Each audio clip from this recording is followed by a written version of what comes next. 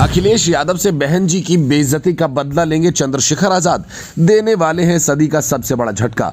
Bhim army ने कर ली है पूरी तैयारी, यादव परिवार पर एएसपी पड़ेगी भारी, चचा शिवपाल भी नहीं निभा पाएंगे यारी। अखिलेश यादव को चुकाना होगा मुलायम सिंह वाला भी हिसाब, गेस्ट हाउस कांड की खुलेगी किताब। अखिलेश यादव के साथ कुछ ऐसा होने वाला है जो उन्होंने कभी सपने में भी नहीं सोचा होगा। जिस नेता को 2 साल पहले उन्होंने छोटा बताकर किनारे लगाने की कोशिश की और उसकी राजनीतिक जमीन को छोटा करने का प्लान बनाया, वही नेता उनके पैरों के नीचे से वो सियासी जमीन खींचने जा रहा है जिसने अखिलेश यादव को सबसे बड़ी ख्याति दी।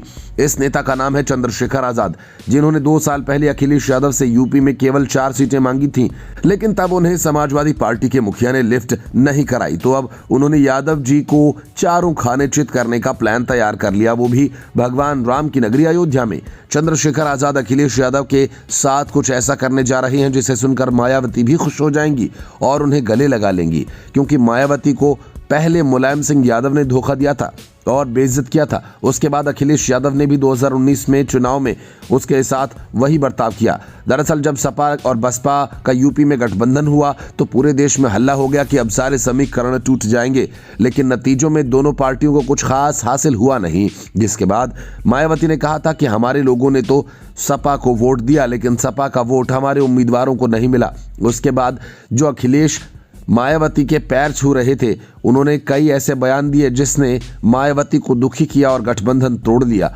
अब उसी बेइज्जती का बदला चंद्रशेखर आजाद समाजवादी पार्टी से लेंगे। कैसे, चलिए वो भी समझाते हैं।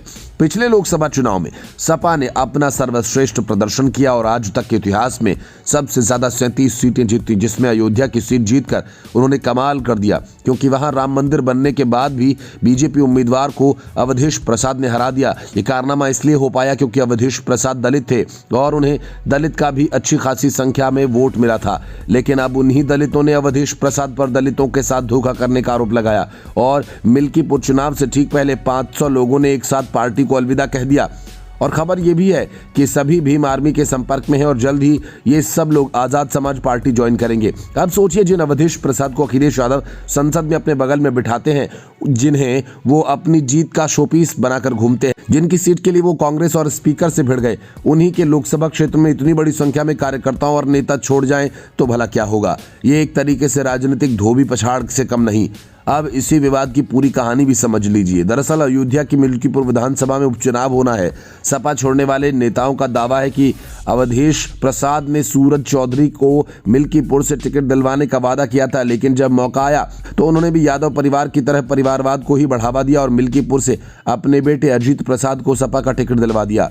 सूरज चौधरी ने कहा कि अवधेश प्रसाद को हम सभी कार्यकर्ताओं और पदाधिकारियों ने मिलकर चुनाव जीतने में रात दिन एक कर दिया और अब चुनाव जीत जाने के बाद उपचुनाव लड़ने के लिए सिर्फ निष्क्रिय पुत्र अजीत ही दिखाई दे रहा है, जिसका लोकसभा चुनाव से कोई लेना देना ही नहीं था। सूरज ने कहा कि सांसद अवधेश ने लोकसभा चुनाव के दौरान मुझसे सैकड़ों बार वादा किया था, जब वो सांसद बन जाएंगे तो मिल्कीपुर सीट से सूरज को उपचुनाव लड़ाएंगे, लेकिन चुनाव जीतने के दूसरे दिन से ही अवधेश एकदम बदल गए और झूठ बोलना शुरू कर दिया। मिल्कीपुर वो सीट है जहां दलित मतदाता ड्राइविंग सीट पर रहते हैं।